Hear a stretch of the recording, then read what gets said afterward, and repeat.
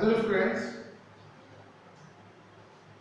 इसके पहले के लेक्चर्स में हम लोगों ने पढ़ा था मोल कॉन्सेप्ट के बारे में कि मोल कॉन्सेप्ट्स क्या होते हैं और मोल्स को हम लोग कैसे कैलकुलेट करते हैं, कैसे किसी भी सब्सटेंस के मोल्स को उसके वॉल्यूम में कन्वर्ट कर सकते हैं या वॉल्यूम को मोल्स में कन्वर्ट कर सकते हैं।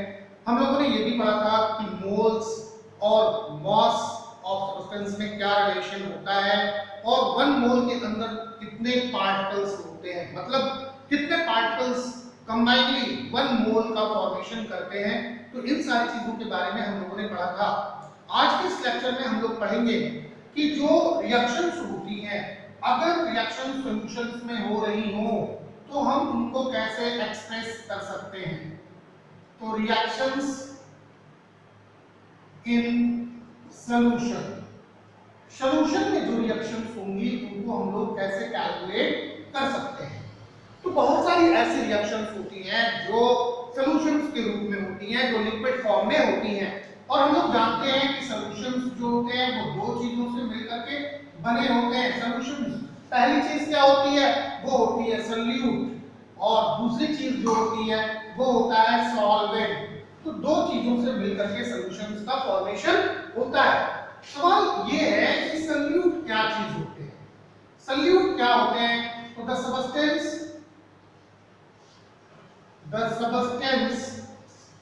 present in less quantity in a solution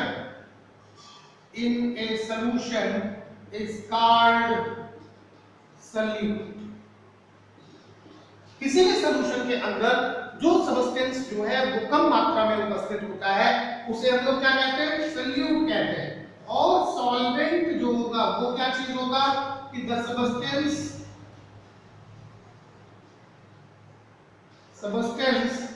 present in large excess amount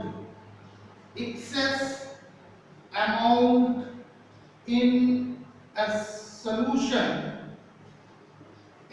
solution is called solvent। इसी को हम क्या कहेंगे, सॉल्वेंट कहते हैं। तो सॉल्वेंट वो सब्सटेंसेस होते हैं सॉल्यूशन के अंदर जो अधिक मात्रा में उपस्थित होते हैं, जबकि सॉल्यूट वो सब्सटेंसेस होते हैं सॉल्यूशन में जो कम मात्रा में उपस्थित होते हैं। तो किसी भी केमिकल रिएक्शंस को कैरी करने के लिए अगर हमें उसमें अमाउंट ऑफ सब्सटेंस को कैलकुलेट करना है या अमाउंट ऑफ सॉल्वेंट को कैलकुलेट करना है, सॉल्यूट को कैलकुलेट करना है, तो उसको हम लोग उसके कंसंट्रेशन के टर्म में रिप्रेजेंट करते हैं। तो इस चीज को हम लोग रिप्रेजेंट करेंगे कैसे, कंसंट्रेशन के टर्म में। कंसंट्रेशन क्या चीज होता है, कंसंट्रेशन किसे कहते हैं, क्या चीज है कंसंट्रेशन। तो the amount of solute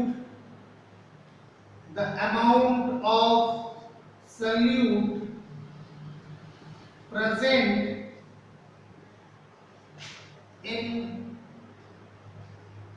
solution, the amount of solute present in solution is expressed in term of concentration। या हम इसी चीज को और भी तरह से लिख सकते हैं, क्या किस तरह से लिख सकते हैं कि amount of solute present in specific amount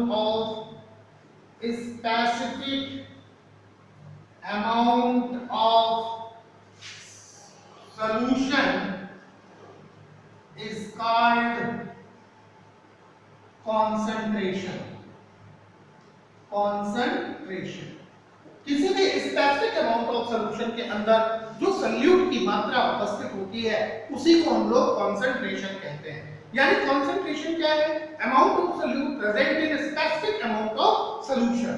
एक विशिष्ट सॉल्यूशन की मात्रा में जितने सॉल्यूट की मात्रा उपस्थित होती है वही उसका कंसंट्रेशन कहलाता है।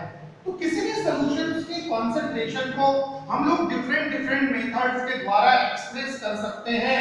तो आज हम लोग उन सभी मेथड्स के बारे में पढ़ेंगे, उन सभी मेथड्स के बारे में पढ़ेंगे जिसके द्वारा हम किसी भी सॉल्यूशन के कंसंट्रेशन को रिप्रेजेंट करते हैं।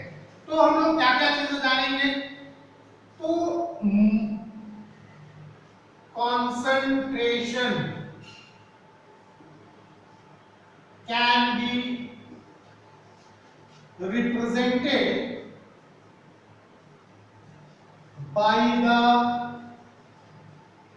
following methods।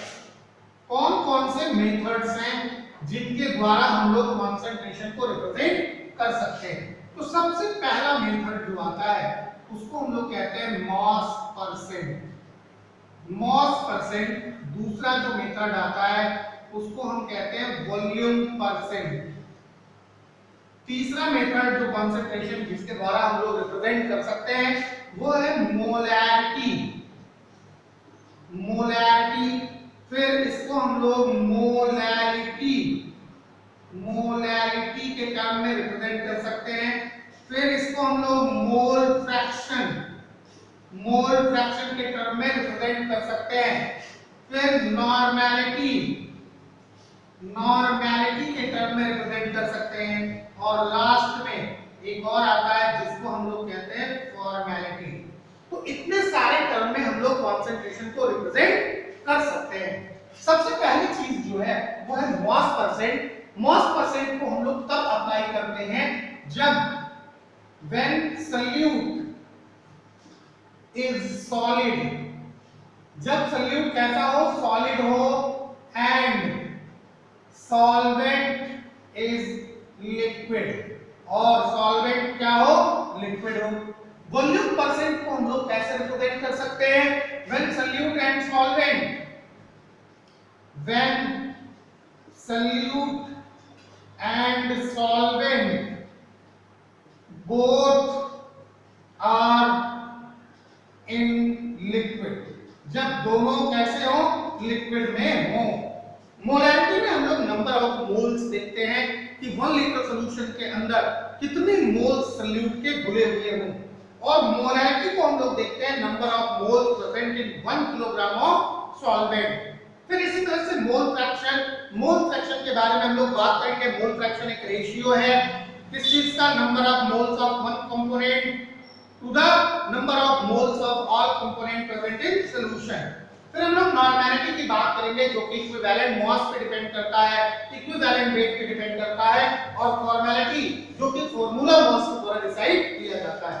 तो सबसे पहली चीज जो हम लोग देखेंगे वो है वॉल्यूम परसेंट। वॉल्यूम परसेंट क्या चीज होता है, किसे कहते हैं वॉल्यूम परसेंट, और वॉल्यूम परसेंट को हम लोग कैसे डिटरमिन करते हैं? तो मॉस परसेंट को सबसे पहले हम लोग बात कर लें कि मॉस परसेंट क्या होता है। मॉस परसेंट को हम लोग कैसे डिटरमिन करते हैं? तो मॉस परसेंट क्या है? तो देखो, mass percent of a component, mass percent of a component, mass percent of a component in a given solution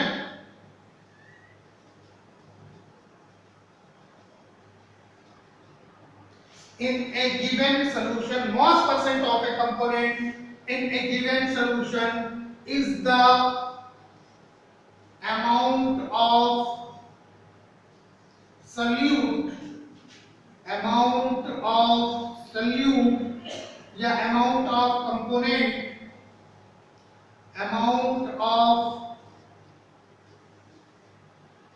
component per 100 gram of the solution, per 100 gram of the solution। यानी 100 ग्राम solution के अंदर कितना solute जो है, कितनी मात्रा का solute उपस्थित है, उसी को हम लोग कहते हैं मॉस परसेंट। तो मान लेते हैं कि late AB is a solution of solute B in solvent A। Let WA is the mass of solvent and WB is the mass of solute. mass of solute. तो mass percent of B या mass percent of A, that is equal to WA upon WA plus WB into 100. यानी mass of solvent upon mass of solvent plus mass of solute, that is combined known as mass of solution. इसी को हम लोग क्या कहते हैं? mass of solution कहते हैं. ये mass of solution है, तो mass of solution यानी mass of one component upon mass of solution into 100, that is the mass percent of A. अगर हम लोगों को mass percent या वॉल्यूम परसेंट कैलकुलेट करना हो तो volume percent of mass percent of B, mass percent of B, that will be equal to WB upon WA plus WB into 100. तो note कर लीजिए फटाफट इसको.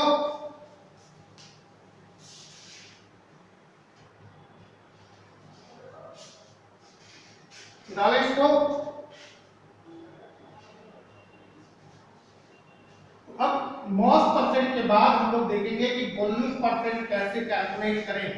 वॉल्यूम परसेंट हम लोग तब कैलकुलेट करते हैं जब सॉल्यूट और सॉल्वेंट दोनों लिक्विड हो, तो ऐसी कंडीशन में हम लोग वॉल्यूम परसेंट कैलकुलेट करते हैं.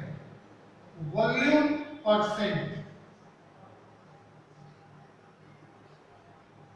वॉल्यूम परसेंट को हम लोग कैसे डिफाइन कर सकते हैं? तो volume of a component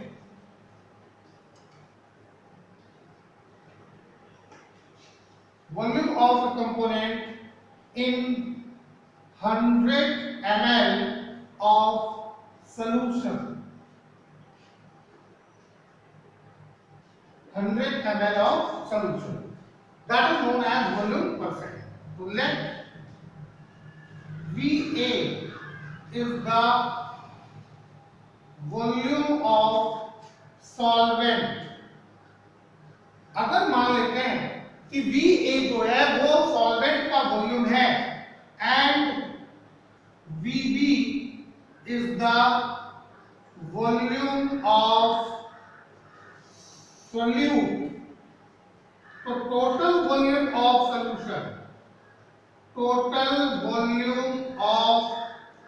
solution that is equal to VA plus VB. तो वॉल्यूम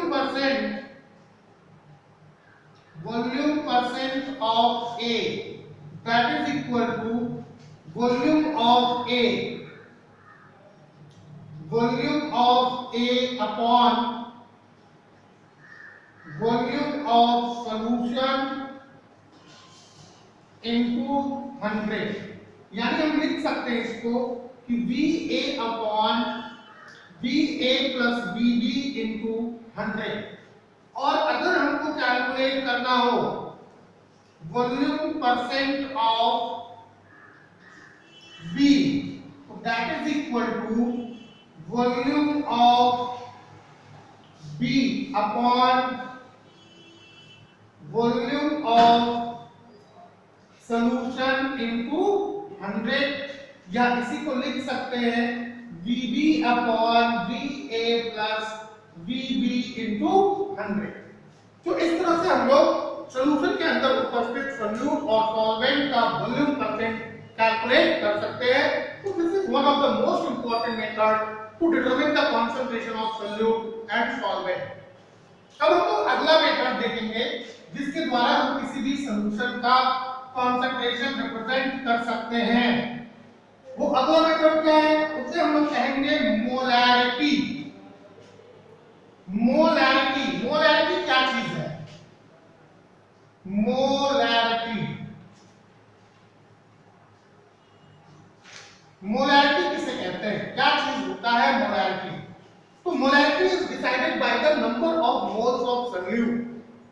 मोलैरिटी को हम लोग number of moles of solute के द्वारा डिसाइड करते हैं। कैसे डिफाइन करेंगे कि number of moles of solute present in 1 liter of solution, 1 liter of solution is called molarity of solution. Number of moles of solute present in 1 liter of solution is called molarity of solution. तो मान लो कि let a solution या AB is a solution, AB is a solution, मान लेते हैं कि AB एक solution है in which A is solvent and B is solute. So let NB is the number of moles of solute. अगर NB जो है वो number of moles of solute है तो then molarity of solution that is equal to NB upon volume of solution in liter, volume of solution in liter। लेकिन मान लो कि वॉल्यूम ऑफ सॉल्यूशन जो है इस volume of solution is in millilitre, अगर ये मिलीलीटर में दिया हुआ है तो ऐसे में molarity that is equal to Mb upon volume of solution in ml into कितना हो जाएगा 1000। मोलैरिटी को हम लोग कैपिटल M से रिप्रेजेंट करते हैं। Molarity is represented by capital M। Molarity को हम लोग M से रिप्रेजेंट करते हैं। अब अगर हमें मान लो कि number of moles of solute निकालना है तो that is equal to Wb upon Mb, यानी moles of solute that is equal to mass of solute upon molar mass of solute, mass of solute upon molar mass of solute। तो इसके द्वारा हम लोग number of moles of solute calculate कर सकते हैं। तो फटाफट नोट कर लीजिए molarity is the number of moles of solute present in 1 litre of solution. Molarity जो होती है वो ये देखा जाता है कि 1 लीटर सॉल्यूशन के अंदर सॉल्यूट के कितने मोल्स डिसॉल्व हैं, वही उसकी मोलैरिटी कहलाती है। तो फटाफट इसको नोट करिए। फिर हम लोग देखते हैं मोलैरिटी के बारे में कि मोलैरिटी किसे कहते हैं।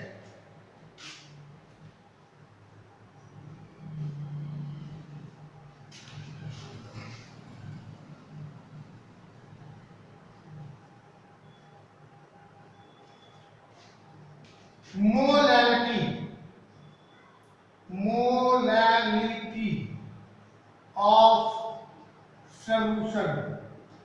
सॉल्यूशन की मोलैरिटी क्या होती है? तो मोलैरिटी को कैसे डिफाइन करेंगे? Number of moles of solute dissolve in 1 kilogram of solvent। number of moles of solute dissolved in 1 kilogram of solvent। 1 kilogram solvent के अंदर जितने मोल्स जो हैं सॉल्यूट के डिसॉल्व होते हैं उसी को मोलैरिटी कहते हैं। It is represented represented by small m। इसको हम लोग किसके द्वारा रिप्रेजेंट करते हैं? स्मॉल m के द्वारा। तो मोलैलिटी इक्वल टू कितना हो जाएगा? Molality that is equal to number of moles of solute upon weight of solvent in kilogram, या फिर number of moles of solute upon weight of solvent in gram into 1000, या NB upon WA into कितना 1000। अगर ये ग्राम में है तो, अगर ये किलोग्राम में है तो NB upon WA in kilogram. This is the formula of molality. इसके द्वारा हम लोग किसी भी सॉल्यूशन की मोलैलिटी को कैलकुलेट कर सकते हैं। तो फटाफट इसको नोट कर लीजिए। इन सारे फॉर्मूलों के बेस्ड हम आप लोगों को न्यूमेरिकल्स सॉल्व करने हैं। बहुत सारे न्यूमेरिकल्स इसमें मिलते हैं, तो फिर हम लोग बात करेंगे न्यूमेरिकल्स के बारे में। लेकिन अभी आप इन फॉर्मूलों को प्रिपेयर कर लीजिए, इन फॉर्मूलों को नोट कर लीजिए। अगर हमको यूनिट्स निकालनी है तो unit of molality, molality that is equal to mole upon कितना? लीटर, या इसी को लिख सकते हैं मोल पर लीटर। और अगर हमें यूनिट ऑफ मोलैलिटी निकालनी है तो unit of molality, unit of molality that is equal to mole upon kilogram, यानी मोल पर किलोग्राम। इस तरह से हम लोग यूनिट भी रिप्रेजेंट कर सकते हैं। तो नोट कर लीजिए, फटाफट नोट करिए इसको। फिर बताते हैं, चलते हैं मोल फ्रैक्शन के बारे में। मोल फ्रैक्शन क्या चीज होता है, बता लें।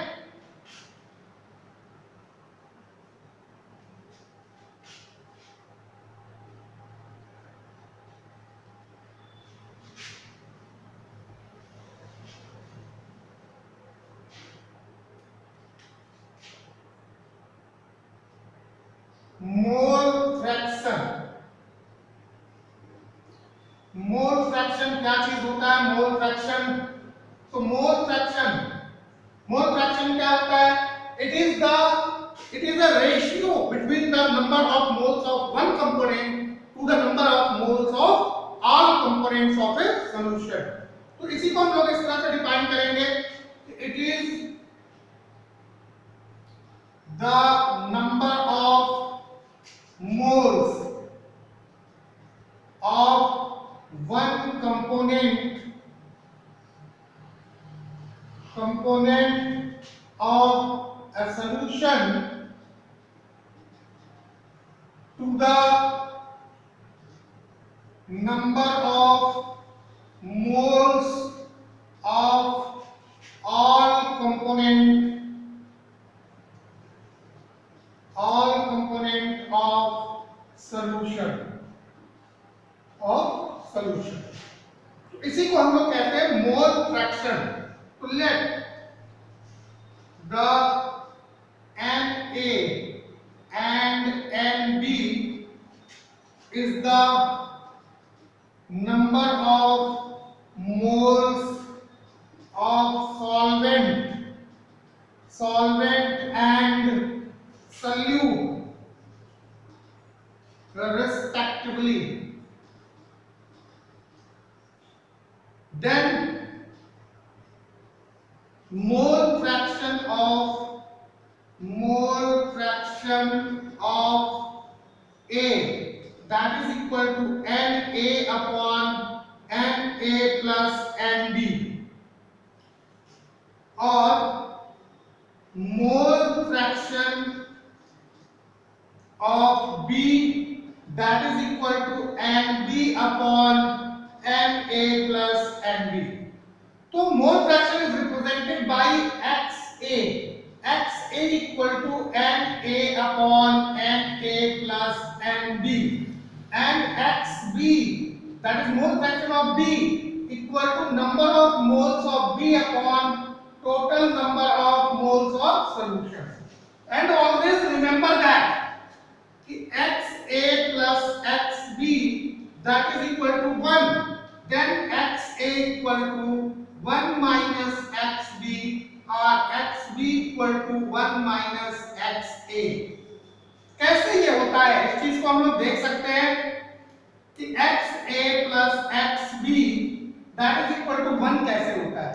तो XA equal to कितना NA upon NA plus NB plus XB कितना NB upon NA plus NB that is equal to कितना NA plus NB upon NA plus NB that is equal to 1. तो mole fraction of all components in a solution is always equal to 1. जो mole fraction होता है सभी components का किसी भी solution में, इसका सम हमेशा 1 के इक्वल होता है। तो इस तरह से हम लोग किसी भी सॉल्यूशंस के अंदर उपस्थित जितने भी कंपोनेंट्स हैं उन सब के मोल फ्रैक्शन को कैलकुलेट कर सकते हैं। तो फटाफट इसको नोट करिए। फिर देखते हैं हम लोग नॉर्मैलिटी। नॉर्मैलिटी किसे कहते हैं, क्या चीज होती है नॉर्मैलिटी?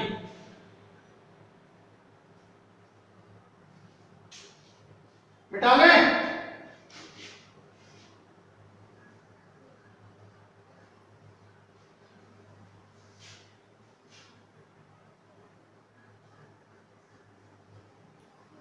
अभी हम लोग बात करेंगे नॉर्मैलिटी के बारे में कि नॉर्मैलिटी किसे कहते हैं। नॉर्मैलिटी क्या होता है? नॉर्मैलिटी जो है वो ग्राम इक्विवेलेंट वेट के रिलेटेड होता है। तो number of gram equivalent of solute present in 1 litre of solution that is known as normality. इसी को हम लोग क्या कहेंगे? नॉर्मैलिटी कहेंगे।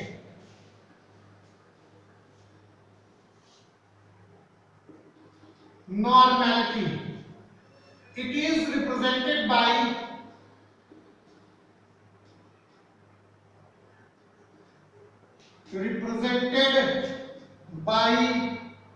Capital N। इसको हम लोग कैपिटल N से रिप्रेजेंट करते हैं। लेकिन नॉर्मैलिटी को हम लोग डिफाइन कैसे करते हैं? It is the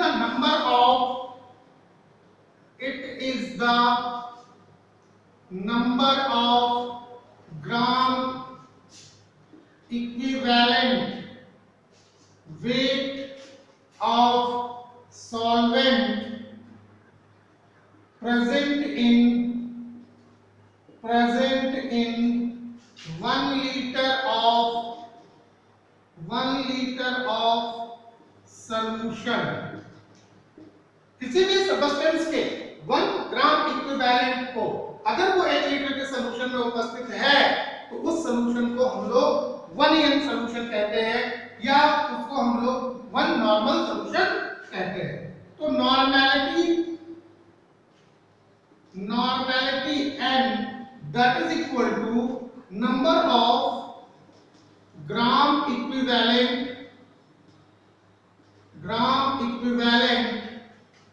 of solute upon volume of solution in liter। number of gram equivalent of solute upon volume of solution in liter that is known as normality। इसी को हम क्या कहेंगे? नॉर्मैलिटी कहते हैं। तो नॉर्मैलिटी को अगर हम लोग कैलकुलेट करना चाहते हैं तो सबसे पहले ग्राम इक्विवेलेंट ऑफ सॉल्यूट कैलकुलेट करेंगे। तो ग्राम इक्विवेलेंट ऑफ सॉल्यूट क्या होता है? Gram equivalent of solute, gram equivalent of solute ये किसके बराबर हो जाता है? ये हो जाता है कि मास of solute upon equivalent mass of solute. अगर मास ऑफ सॉल्यूट को हम लोग कैलकुलेट करें और equivalent mass of solute calculate कर लें, दोनों के रेशियो को ही हम लोग ग्राम इक्विवेलेंट ऑफ सॉल्यूट कहते हैं। अब सवाल यह है कि इक्विवेलेंट सॉल्यूट क्या होगा, इक्विवेलेंट मास क्या होगा सॉल्यूट का, इक्विवेलेंट मास ऑफ सॉल्यूट। तो that is equal to molar molar mass of solute upon acidity और बेसिकसिटी, एसिडिटी और बेसिकसिटी। तो molar mass of solute upon acidity या बेसिकसिटी। तो एसिडिटी या बेसिकसिटी किसे कहते हैं, कैसे हम लोग किसी भी सब्सटेंस की एसिडिटी या बेसिकसिटी को कैलकुलेट करते हैं। तो किसी भी एसिड में जितने रिप्लेसेबल हाइड्रोजन होते हैं, किसी भी एसिड में जितने रिप्लेसेबल हाइड्रोजन होते हैं वो उसकी बेसिकसिटी होती है। यानी बेसिकसिटी इक्वल टू कितना, basicity equal to number of replaceable hydrogen in an acid. और एसिडिटी किसे कहेंगे, acidity that is equal to number of replaceable OH in an base. जिस बेस में जितने OH आयन रिप्लेस हो सकते हैं, जितने OH आयन प्रोड्यूस हो सकते हैं, वो उसकी बेसिकसिटी होगी, वो उसकी बेसिकसिटी होगी, एसिडिटी होगी। और जितना एसिड से हाइड्रोजन आयन रिप्लेस हो सकते हैं वो उसकी क्या होगी, बेसिकसिटी। जैसे अगर देखें तो NaOH में से एक OH आयन निकल सकता है, एक OH आयन, तो इसकी एसिडिटी कितनी है, 1। जबकि अगर हम लोग बात करें HCl की तो इसमें से एक H आयन निकल सकता है, तो इसकी बेसिकसिटी कितनी होगी, 1। तो अगर मान लो कि हमें इक्विवेलेंट मॉस निकालना है किसका, सल्फ्यूरिक एसिड का, अगर हमें सल्फ्यूरिक एसिड का इक्विवेलेंट मॉस निकालना है तो इसको मिटा लें।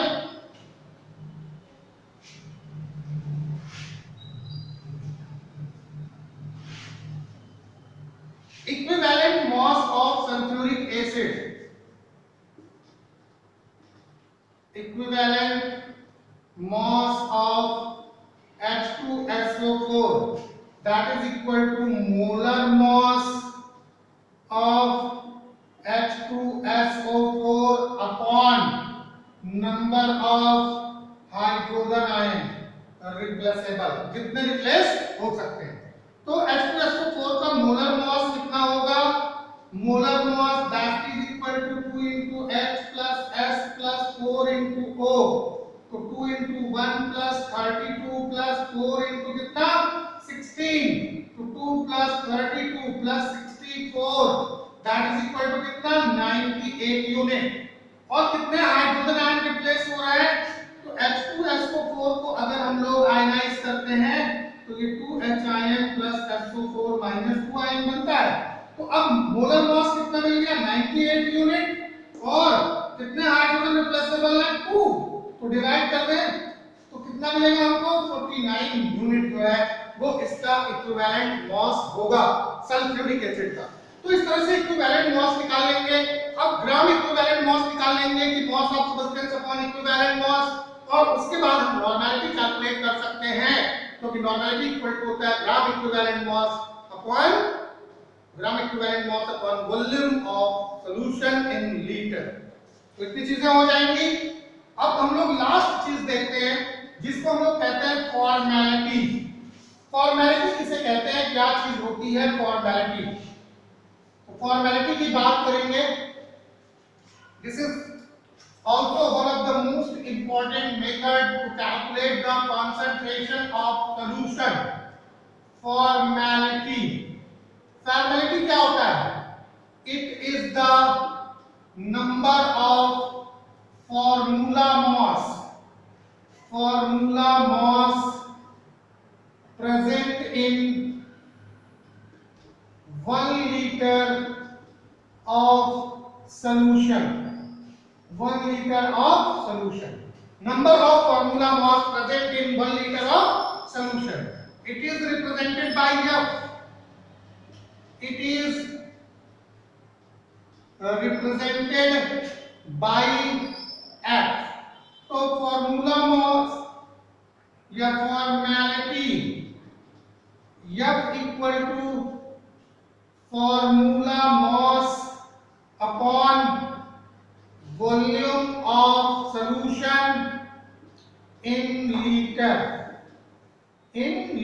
Litre, volume of solution in litre.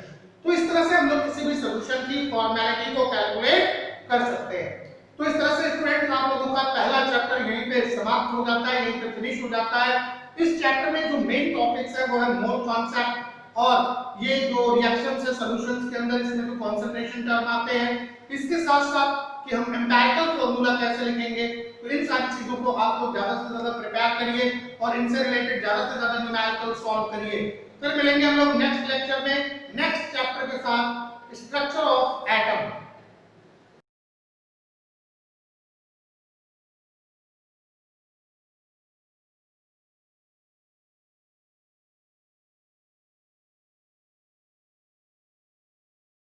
तेरी कूलनेस का स्वैग कहीं लो ना हो जाए, तेरी लाइफ की स्पीड कहीं स्लो ना हो जाए। तेरी कूलनेस का स्वैग कहीं लो ना हो जाए, तेरी लाइफ की स्पीड कहीं स्लो ना हो जाए। जरा ध्यान से सुनो ना, फिर बाद में ना रोना। थोड़ी केयर तो करो ना, हाथ अच्छे से धोना। लेट्स रोको कोरोना, थोड़ी केयर तो करो ना, थोड़ी